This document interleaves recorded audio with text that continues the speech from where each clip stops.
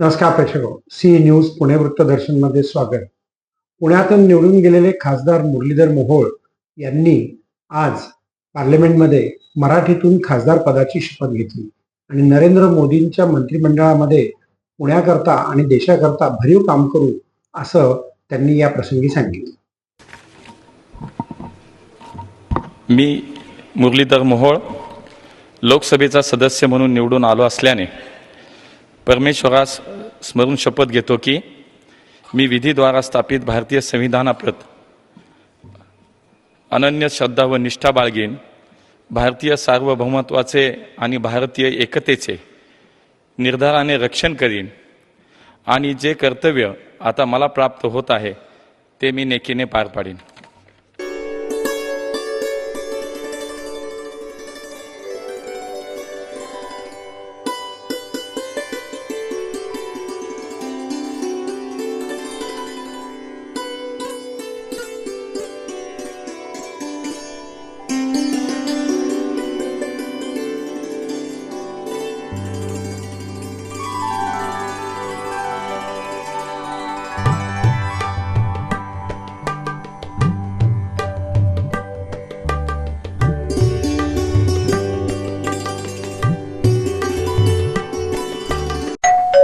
अहो उठा ना, ऑफिसला नाही का जायचं?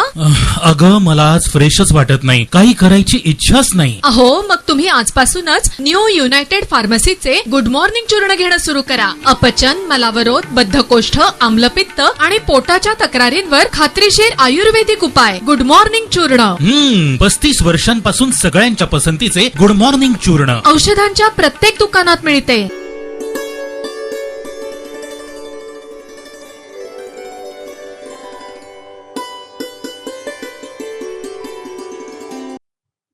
भारतातल्या ज्येष्ठ गायिका डॉक्टर अनुराधा पौडवाल यांना पद्मश्री देण्यात आलेला आहे.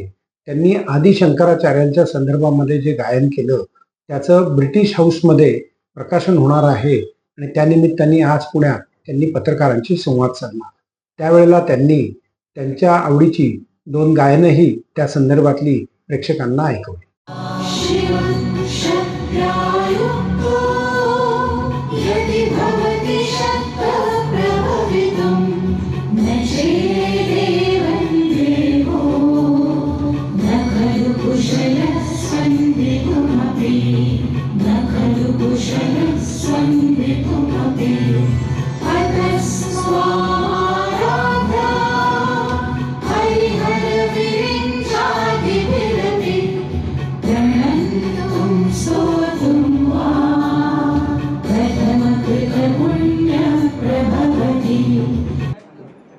आपलं भारताचं हेरिटेज इतकं श्रीमंत आहे, इतकं रिच आहे.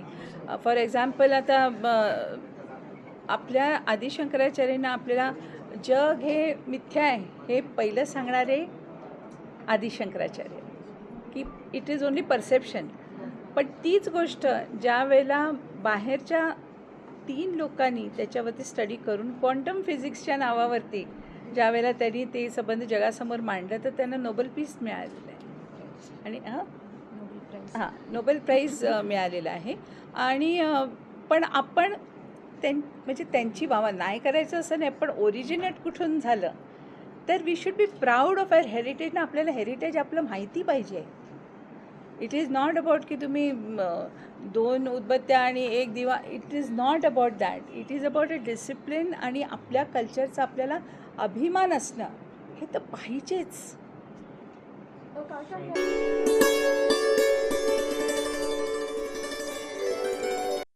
सिंहगडावरती शिवराज्याभिषेक दिन मोठ्या प्रमाणात साजरा करण्यात आला आणि त्याला तरुणाईनं मोठ्या प्रमाणात प्रतिसादही दिला होता. पार्किंग करता टप्प्याटप्प्याने सोडण्यात येणाऱ्या या कार्यक्रमाकरता कुठेही गडबड गोंधळ फारसा झाला नाही, कारण वाहतुकीची समस्या हा सिंहगडावरचा एक मोठा विषय या प्रसंगी नियोजनामुळे कमी प्रमाणात झाला. तेव्हा आपण जाऊयात शिवराज्याभिषेक दिनानिमित्त सिंहगडावर.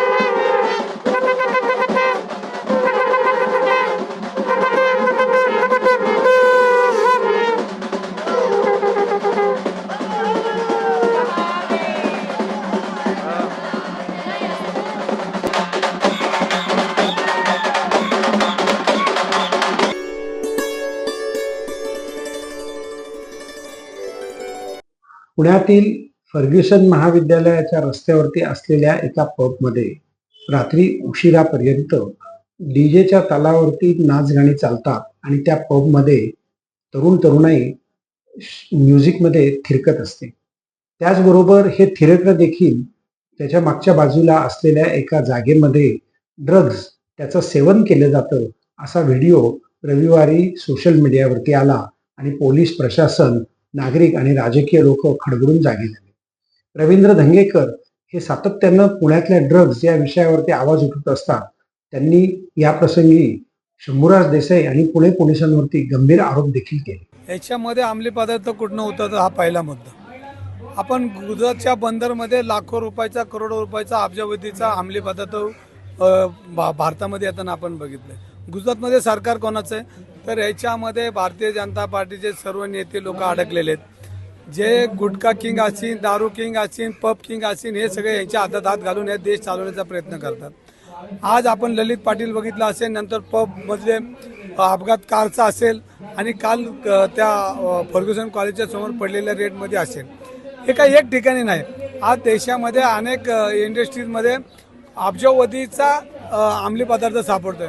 मग कुरकुम असेल, मुंबई असेल, संभाजीनगर असेल, औरंगाबाद असेल, अनेक ठिकाणी हे साठे सापडतात. मग हे साठे सापडल्यानंतर काय होतं तर नंतर याच्यामध्ये पाकिट संस्कृती आली आणि याच्यामध्ये पूर्णपणे सरकार ह्या पाकिट संस्कृतीत अडकलेलं आहे. काल 3:30 वाजताचा तो फोटो आहे. मग तिथले पोलीस काय करत होते, तिथं राज्य उत्पादन काय करते आणि आज बारला जी नेमवली, एक 100 स्क्वेअर फूटमधले बार 5-5 हजार स्क्वेअर फूटमध्ये चालतात कसे.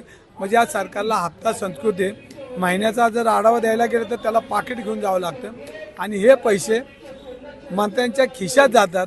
हे मंत्री बेगर नाही होते. मंत्र्यांना वाटतं हे चालू झालं पाहिजे. एखादा असं काय झालं तर हप्त्याची संख्या वाटते 500चा हप्ता हजारावर जातो आणि हे पैसे मंत्र्यांच्या घरी जातात. पुणे शहर हे विद्येचं माहेरघर आहे.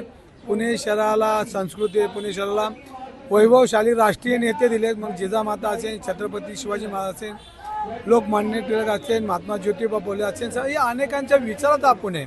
आणि या पुण्याला काळिंबा लावण्याचा प्रयत्न हे आर्थिकमध्ये पोलीस खात्यातले काही अधिकारी, जे हुक्का पार्लर असेल, जे पब असेल, आज भोगाव असेल, वडगाव शिरी असेल, बाणेर असेल, ह्यामध्ये बार 4-4 वाजेपर्यंत चालतात आणि त्याची नियमावली न बघता करोडो रुपये पैसे घालण्याचं काम करतात आणि याच्यामध्ये तरुणाई भस्म झाली पाहिजे. यासाठी काम करण्यास सरकारचा आम्ही निषेध म्हणून काल आम्ही आंदोलन करतोय.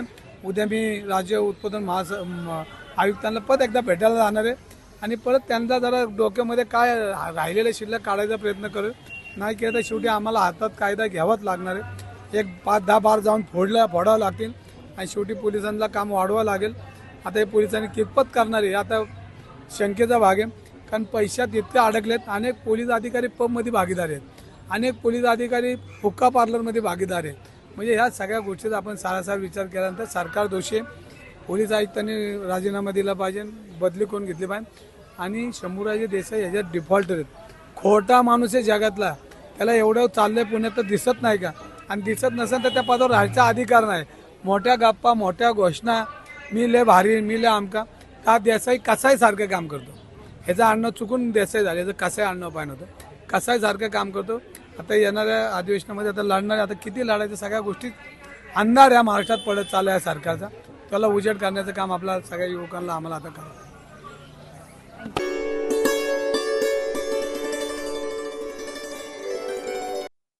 नमस्कार प्रेक्षको, सी न्यूज पुणे वृत्तदर्शनमध्ये आपलं स्वागत.